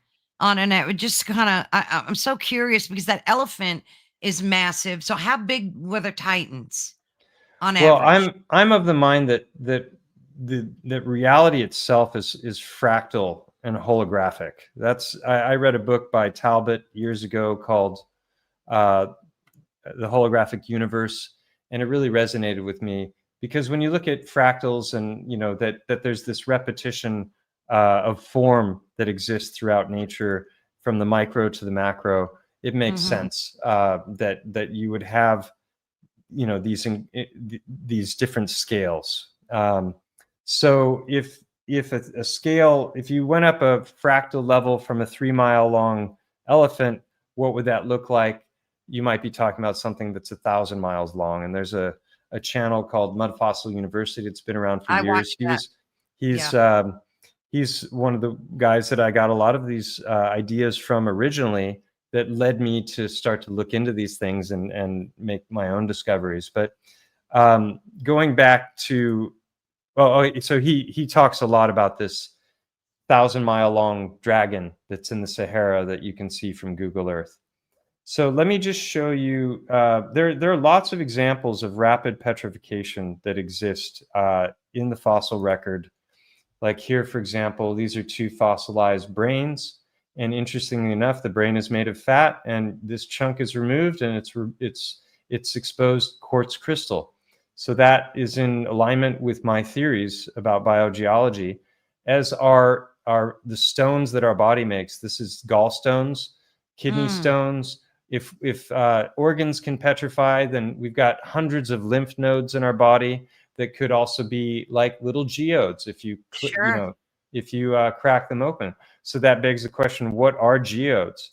And then you've got these anomalous, petrified finds. Obviously, this isn't an axe or a hammer from millions of years ago, and neither is this cowboy boot.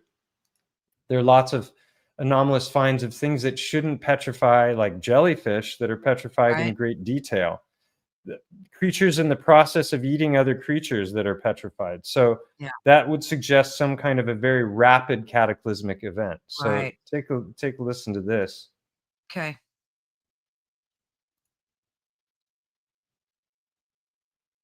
Oh, I have to add it to the stage. Sorry about that. Hold on. Okay, go ahead. Okay, so they didn't see the things I was just sharing. I'm about to show you 5 different. I had it. I'll just show the images real quick, and then I'll go back to what I was going to show. So this is the hammer and the boot I mentioned. These are the different, the fatty stuff turning to quartz. One was a dolphin brain, and the other was a whale brain. And then this is very interesting. I'm about to show you 5 different examples of rock forming quickly. Then I'm going to ask you a question about a dinosaur bone. I'm going to show at the end. From Karlovy Vary in the Czech Republic, mineralized water went through these pipes and formed this in 80 years. Here's a spark plug in stone, no more than 20 to 40 years to form this. This little guy right here was put into a mineral springs in Karlovy Vary, and within just 6 weeks, it turned to stone. And this right here, this is the same material you find in stalactites and stalagmites in those caves that they say are millions of years old. This right here took 6 months to form. Here's the question. Here's a dinosaur vertebrae. If these right here can form in that length of time, anywhere between weeks to months to years, how long does it take to fossilize a dinosaur bone? Yeah, and did dinosaurs even exist? So this is obviously not millions of years old. That's like a drivetrain or something, or a rear differential. I'm not sure. I'm not a car guy, but clearly, things can happen a lot faster than we were taught. I don't have time to go into all these, but there's a variety of different ways that things can petrify. Artificially, there's a lake called Lake Natron in Tanzania. Creatures fall in. They get encased, and then eventually, that would go solid. This is a cave called Mother Shipton's Cave in England, where they hang things from ropes, and within 6 months, they're encased and eventually harden. So then we've got things like electricity, plasma that burn these fractal patterns into things, and the largest electrical storms in the world are found over volcanoes, and we have these things called Lichtenberg figures that are found around the world as well. We're told this is happening through water erosion, where tiny little rivulets are forming into larger and larger ones, and then forming these big channels. And that's another notion I reject. I think it's far more likely that this was formed through some kind of a plasma event. And this is the largest volcanic or plasma storm ever recorded. That's just a single volcano. Volcanic ash is very conductive. So what if hundreds of volcanoes around the world, or thousands, were going off all at the same time? What would that do? What kind of electrical storms would it cause? This is the largest Lichtenberg figure in the world. It's known as the Grand Canyon. And sunlight alone, in a matter of seconds, using a big magnifying glass called a Fresnel's lens, can literally start to melt stone. It takes literally seconds because of the intensity of the heat. So if we live under a dome, what happens if that light and power were to be focused? There's all kinds of examples of man-made petrification as well. Rubies can be made in a microwave in seconds. That's the second hardest after diamond. Petrified wood can be created in 24 hours. There was this 18th century scientist who knew how to petrify all different kinds of flesh, and did so. And there's museums that have his work in them to this day, but his secret died with him. There are bog bodies, which fall into acidic bogs, heard of those. where the bones and the muscle are dissolved while the organs are hardened. So what would happen when the sac that is the skin breaches, those hardened organs might go out and into mud and eventually petrify into stone. Ruby can be made in a microwave, just mixing aluminum oxide and chromium oxide. And he shows this guy, Night Light in Sky, I think, or Night Hawk in Light is his YouTube channel, Night Hawk in Light. And he's just putting those powders into a votive and putting it in a microwave, and it makes raw ruby in as little as 10 seconds. So there's all kinds of stuff that has to do with petrification that we were never taught all about. And that leads us to the subject of the trees, which I want to get to with the remainder. So these are petrified acorns. These were sent to me by a subscriber. They were in a bucket outside of her house, and they turned to solid stone in 1 year because the rainwater was running off of the roof and into the bucket, and the acorns were in the bucket. People don't know this, but opal is made from tree, and it's just silica infused wood. And I'm not going to get into the why the lie, but gold. So now we're getting into the trees subject, and I'm just going to go back to find. Let's see here.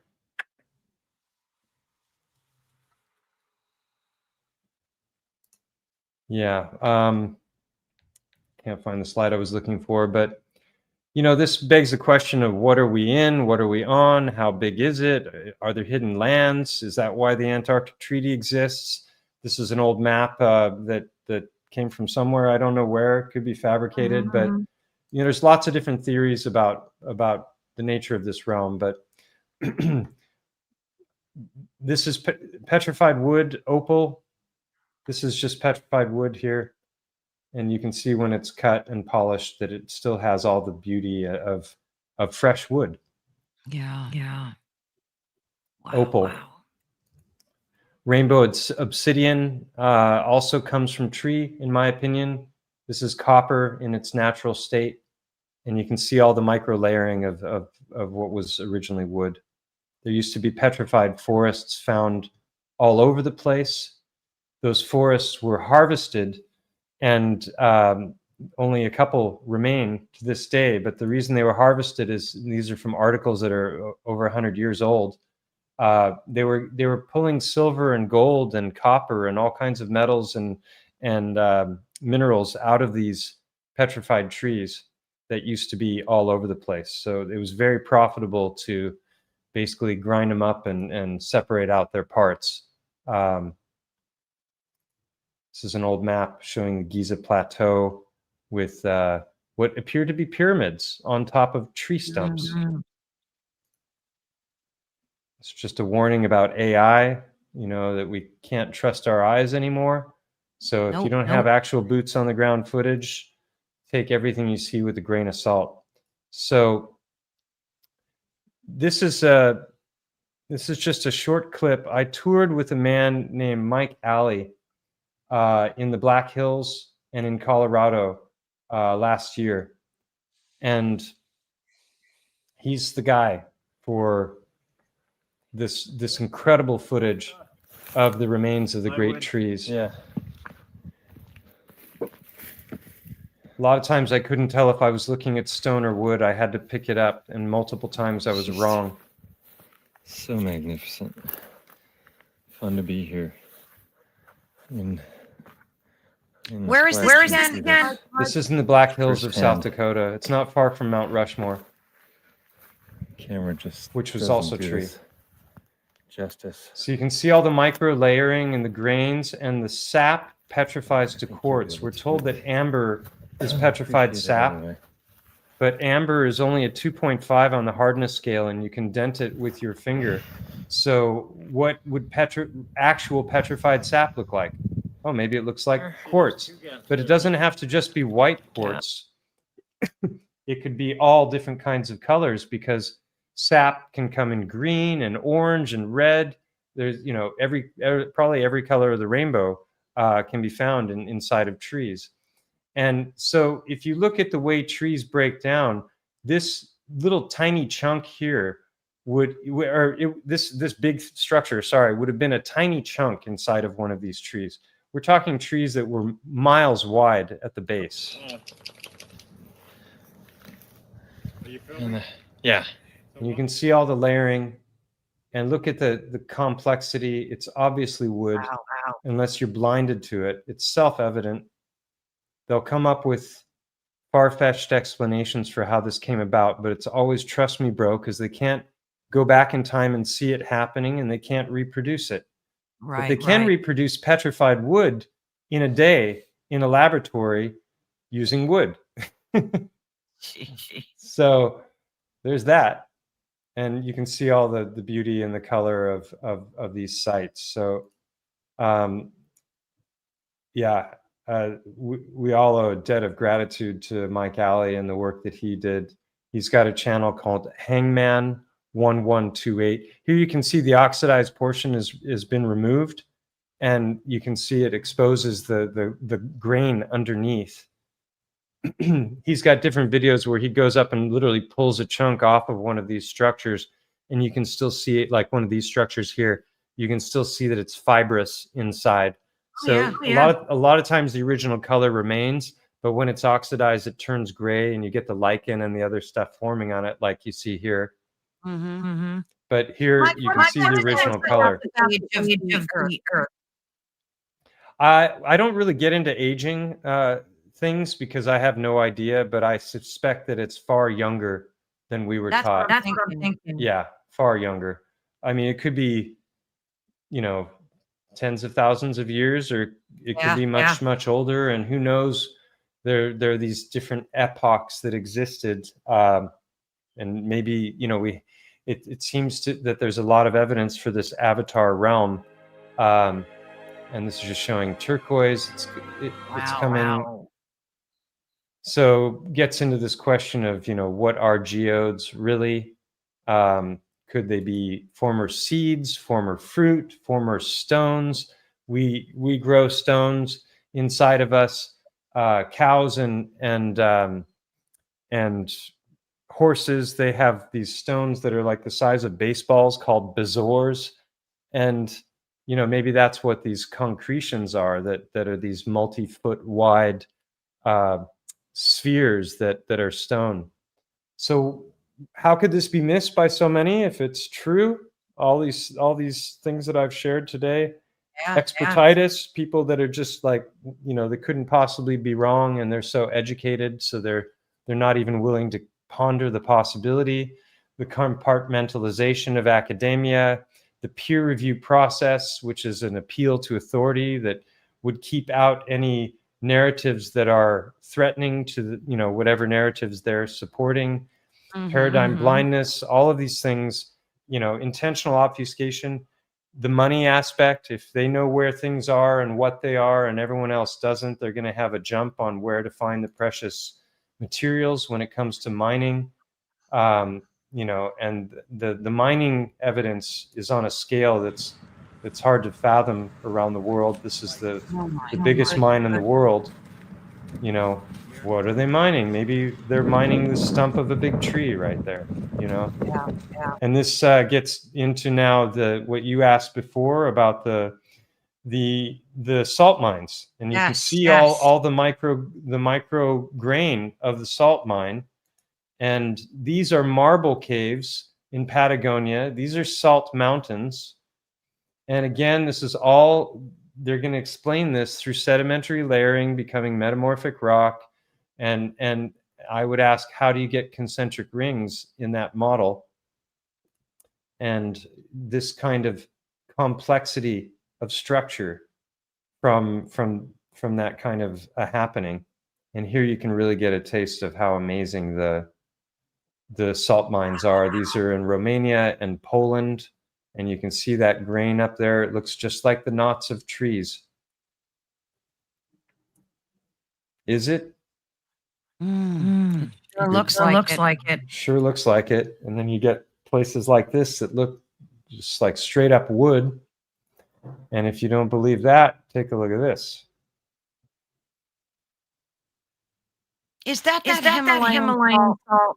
No, this is probably sandstone, which I believe the tree petrifies to sandstone, and then that eventually becomes sand. There's a lot of ancient texts that suggest that the Sahara Desert didn't used to be there. And that it was a very fertile ground that was flooded yearly by the Nile. And if that's the case, then where'd all the sand come from? Well, maybe this is just a tiny chunk of what was once a great tree, and then it petrified into sandstone. Maybe the Great Flood, the high mineral content waters of the Great Flood, hardened this material, and then it eventually erodes, and then we get our sandy beaches and our deserts and whatnot. But some of these structures make zero sense when you look at that model, because they've got all these swirls, and all of a sudden, you know, these angles, and then it changes direction. But that's how fibers of plants grow all the time. When you look at something like this is banded iron. We're to believe that the earth did one color, then went back to white, then went to red, then went to white, and it's just alternating back and forth between these different, very distinct colors. Or was that tissue? Then you look at stuff like Petra in Jordan, and you see the insides of these carved out structures, and it sure looks like wood. It really does. So I think that that there's a lot that's been hidden from us. This is just talking about amber. Then you start to look at the really big structures of the biggest mountains on Earth with new eyes, and maybe those are tree stumps. Maybe they weren't all cut down. Maybe some were like broken because of incredible cataclysm. And that's why you get these jagged things that look just like tree stumps. So I'm of the mind that quartz is sap. Guess where they find gold? They go looking in quartz seams, and they find them in gold and silver veins. And you can see here, it's very clearly the knot of a tree.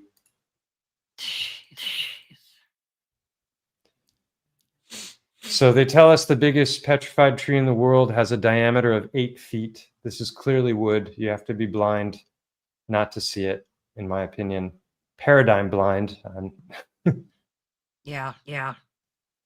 And, you know, that gets into all the different colors of sap and the myriad of different kinds of trees that exist. There's examples of tree sap that is rich in metals, which they say the tree is pulling from the ground, but it might be that the tree itself is making the metal. Then you get these waterfalls that are coming out of trees. Well, imagine if that was miles wide. What would the channel that water is going through look like? Might it look like something like this? There's some guys named the Action Adventure Twins. I've been seeing so many videos of that. What that water? Is that water? Is it underground? Yeah, it's tapping into the primary waters below. Well, primary would be like the deepest, the waters of the deep, but it's tapping into some water flow there. And, you know, that begs the question, like, if this was once a tree, which many people consider to be an absurd idea, I just see it as one of many data points, right? How many different little bits of evidence have I given now, apart from the stumps, that suggest that those trees might have once existed?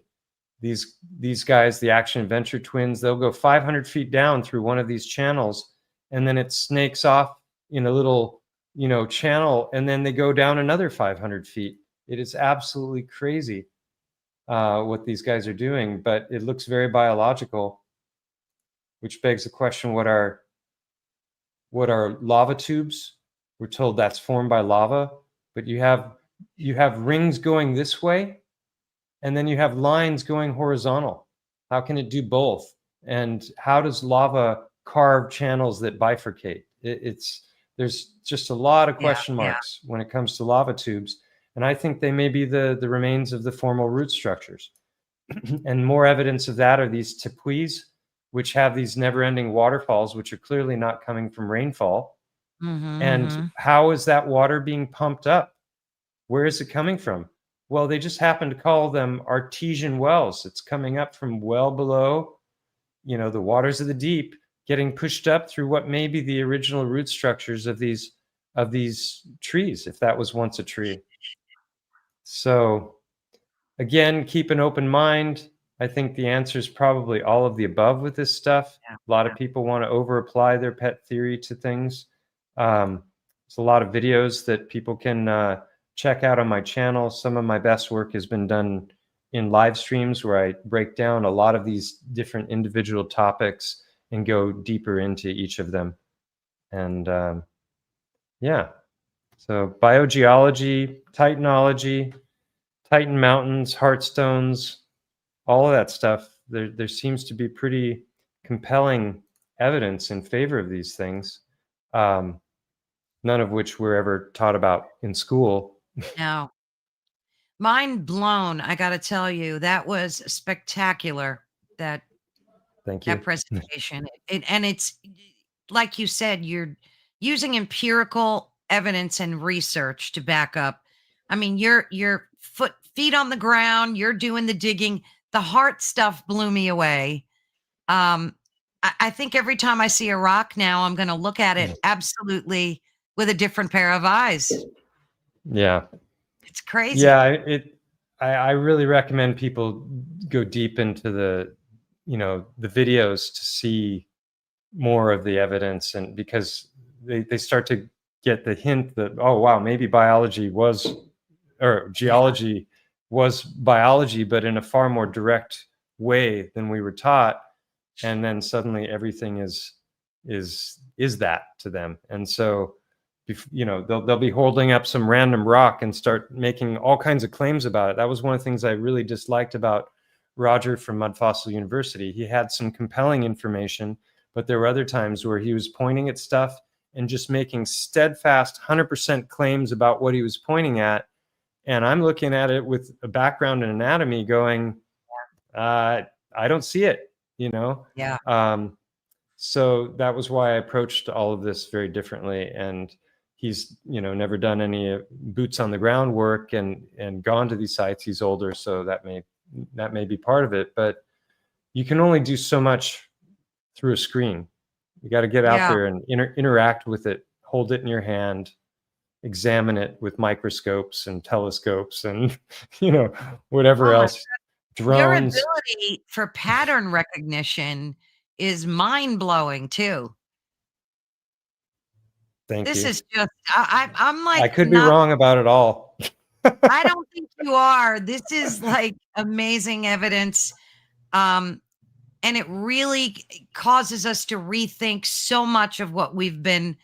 And I think it's great because people will now go look up this stuff and start doing their own legwork and evidence. I mean, I think that's awesome. Yeah, that's a hope. Yeah. That something like that would happen. I would have thought by now, because I started making videos on the subject about 8 years ago. Yeah. Maybe seven or 8. And, more and more has fallen in my lap. Many of my subscribers, one of them in the chat right now, hey Derp, he sent me all kinds of things that I didn't know about, so it's been like a grassroots open source investigation. Yeah. I'm kind of the spearhead of it when it comes to giving these presentations, but I've learned a lot from other people along the way. Yeah, sure. So two questions. Are you going to teach classes on this? And B, will you please come back? Because there's so much more for you to talk about. I would love to have you back again. Yeah, happy to come back. I don't know, at some point I may get an honorary PhD in Titanology or biogeology or something if they ever become ologies. So. But I have no intention of starting a school. I just don't, the amount of work that goes into creating a curriculum and that. So that's why I've pursued my interests and the things that were exciting to me and decided, I knew early on that there was no way these ideas would penetrate academia because they're far too radical and require too much has to be thrown out for these things to be true.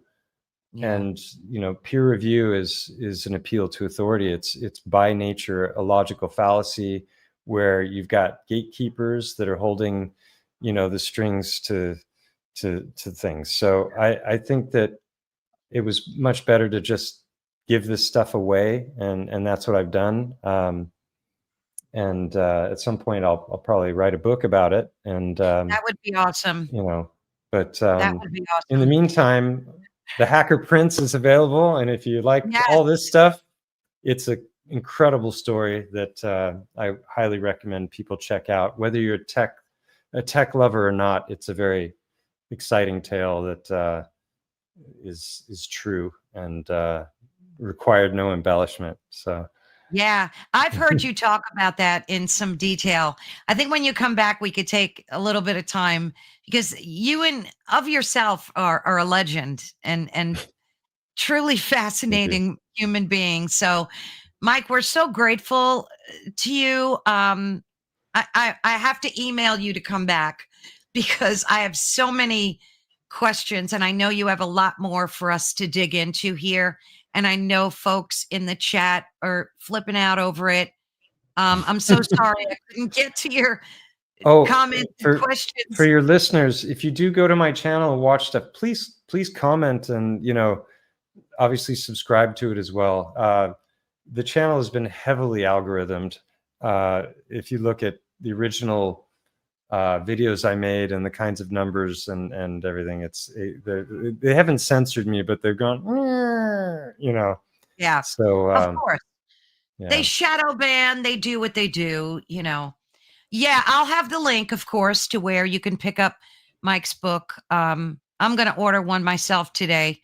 I had like 3 other books behind me I had to finish first, but I will definitely read it. Your life story is truly amazing.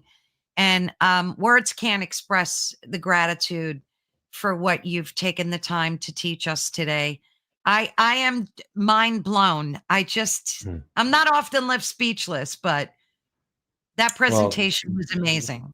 Thank you so much for inviting me on, and you're a very gracious host. And thank you. It's been fun talking with you and your audience. And hopefully some of this stuff will sink in and at least cause people to look at things through different eyes. I've had a lot of people who've thanked me over the years for really altering their perceptions of reality. One person once said, your videos are more powerful than psychedelics because they don't wear off.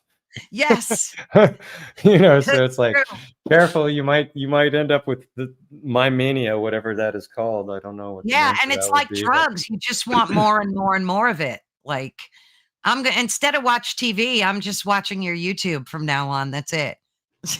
I haven't had cable for 30 years, so maybe that's why I have so many interesting ideas. I haven't been brainwashed by the mainstream ones. So yeah, kill your television. Yes, I will be in touch with you, because we're definitely going to book another show. Thank you, Mike. Sounds fun. Truly a privilege and a pleasure. I will be in touch soon. Thanks. And thank you, everyone in the chat. We have just under a minute left, just to show my gratitude to you all. I love all the comments and questions. You can always copy and paste them into the YouTube channel. I'm sure Mike, when he has some free time, would be more than happy to answer them.